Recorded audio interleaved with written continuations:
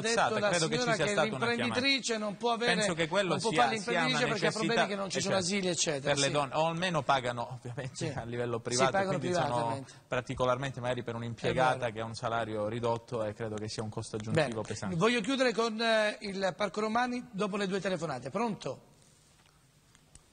Pronto? Buonasera, prego. Chi è? Pronto, buonasera, sono Raffaele. Raffaele, prego, da dove chiama? Sto chiamando da Catanzaro. Possiamo sapere il quartiere? Possiamo sapere il quartiere? Catanzaro Centro. Centro, prego. Allora, io dopo la trasmissione sicuramente sono dalla parte di Sergio Abramo. Perché? E voterò per Sergio Abramo perché lo vedo più come una persona preparata per poter portare avanti i problemi della città. Cioè lei dice che questo primo round è a favore di Sergio Abramo? Sì, il primo round secondo me è a favore di Sergio Abramo, ma la domanda che volevo fare è come mai ancora non hanno dato risposta sul Parco Romani. L'ho detto già, l'ho fatto la premessa prima che lei telefonasse, ho detto chiuderemo col Parco Romani. Ancora, pronto? Pronto?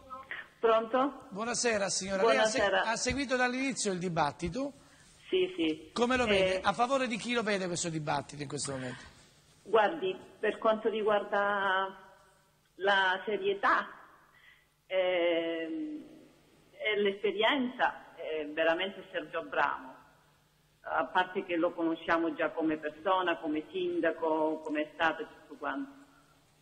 Comunque volevo fare i primi complimenti a te, Lino. Grazie. Ti seguo sempre. Grazie. Tutte e due sono due persone differenti. Per bene, persone C'è per bene. praticamente la gioventù che sarebbe Salvatore e rappresenta appunto i ragazzi. E vorrei porre solo una domanda a tutte e due, vorrei una risposta. Prego. Quella che io non so dare ai miei figli, perché nel momento in cui gli dico ci sono le elezioni quest'anno e dovete andare a votare, loro mi rispondono il perché devono andare a votare. Questa è vero che è un loro diritto, glielo dico sempre, però dice che loro vorrebbero più risposte più concrete dalle persone che potrebbero rappresentare loro, cioè il loro futuro. Grazie signora, lei ha fatto una bellissima domanda, perché questi giovani, sì un attimo, andiamo devono andare a votare giustamente, devono avere una motivazione, perché se non hanno una motivazione vuol dire che è grave la situazione per tutti noi. Pronto? Pronto? Signor Polimeni, buonasera. Chi è lei? Io sono Antonio Alcaro da Catanzaro Lido. Un saluto a lei. Alcaro, mi ricordo lo sponsor Alcaro delle barche, quindi è il mio sponsor. Quindi. Prego. E allora, io sto con Sergio Abramo perché è una persona che penso che sarà il nostro sindaco di Catanzaro e gli vorrei porre 2 domande a Sergio. Uno è le scuole di Catanzaro e di Catanzaro Lido e un altro il porto di Catanzaro Lido. Bene, grazie. Grazie. Ultima telefonata, scuole e più il porto di Catanzaro Lido. Pronto? Pronto? Sì, buonasera, sono Giuseppe Iello, un elettore di Salvatore Scalzo. Bene. Io volevo porre una domanda al candidato Sergio Abramo. Sì. Semplicemente la mia domanda riguarda il progetto di Salvatore, che è, come evidente, è un progetto che comunque è un punto di rottura con quelli che sono i vecchi schemi, un progetto che coinvolge ragazzi e non ragazzi, che comunque sono stati costretti ad andare via da Catanzaro e che stanno cercando di dare il loro contributo da Catanzaro, da Roma, da Bruxelles, da Oxford. Allora la domanda che volevo fare a Sergio Abramo è sapere il suo programma rispetto al programma partecipato di Salvatore Scalzo, da dove nasce, insomma, visto e considerato che... Programma Abramo, benissimo, programma Abramo, grazie, segna Sergio questa domanda, però partiamo signori, stop alle telefonate, sono arrivate oltre 200 telefonate, ci siamo? Bene, ne abbiamo passate quelle che sapete, venerdì prossimo ci sarà di nuovo il dibattito, partiamo però dal Parco Romani. Partiamo dal Parco Romani perché voglio capire qual è sta benedetta storia del Parco Romani, sia per Salvatore che per Abramo. Prego. Il Parco Romani nasce da una variante per via di un bando che ha avviato l'amministrazione comunale dell'epoca, la mia, per ottenere il finanziamento dei piani di recupero urbano. per ottenere quel finanziamento di 20 milioni di euro bisognava aggiungere una iniziativa da parte di un privato. Romani fu l'unico a rispondere a quel bando e noi approvammo la variante quindi per un centro commerciale giù a Catanzaro Sala. E quindi oggi quel parco che è finito sarebbe una ferita per la città non finirlo. La vicenda invece della Catanzaro Servizi io la voglio spiegare in 2 secondi. E anche qui è stata fatta una grande pazzia. Quando noi abbiamo destinato dal patto territoriale 7 milioni di euro per fare l'ente fiera, in maniera responsabile avevamo deciso di comprare 2 capannoni e aggiungerne un terzo per unirli dietro il mercato del Comarca, che è di proprietà della Camera di Commercio, della Regione e del Comune di Catanzaro, perché nel frattempo il Comarca aveva accumulato dei debiti.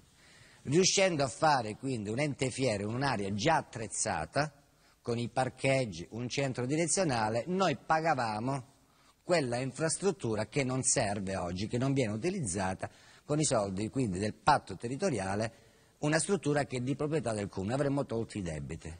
Come fa un'amministrazione a venire a distanza poi di qualche anno a spostare il finanziamento prima su un'area di un privato, che solamente per comprarla e infrastrutturarla avremmo speso solo lì 7 milioni di euro.